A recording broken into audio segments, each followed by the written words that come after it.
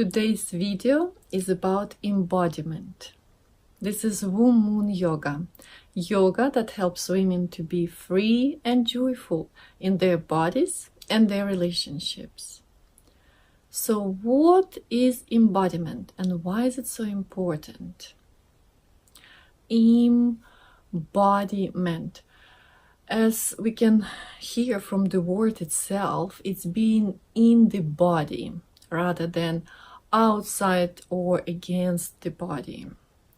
Embodiment starts with respect and love towards this physical body as a temple for our soul or our essence. This is also known as true self or higher self. It's that individuated divine that we all have, which resides in this physical body.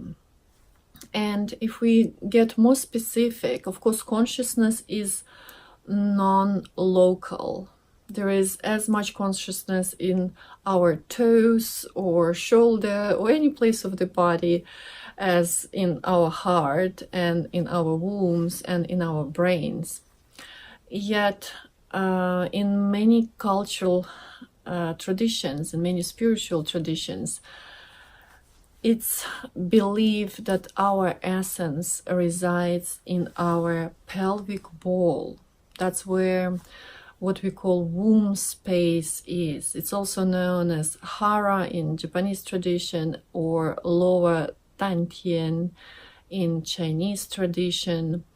And so whether you a man or a woman, whether you have physical uterus or not, we all have womb space where our essence resides within our body. And when we get stressed or when we experience a trauma, our essence might start moving up and out of the body. And sometimes it can get stuck in our solar plexus, and that feels like we are not able to take a full breath. Sometimes it gets stuck in our throat and we feel like we can't really speak up for ourselves, or there is that physical constriction. And it could be moving out of the body entirely. And of course, then it comes back. We get embodied again. And if you want to do it consciously, some practices such as yoga or tai chi would be very helpful, or just being in nature, taking a swim in the ocean or a river.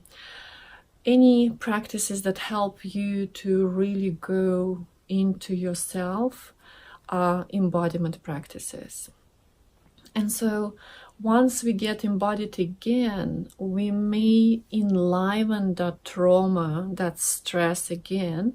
And it's a great time, it's a chance for us to really process any of the emotions that we couldn't process back then when that stressful or traumatic experience happened to us. And so once we process it, we can be more embodied, but it might feel like it's too much and we get anxious, we might start feeling depressed, and so we then disembody again. So it's a process.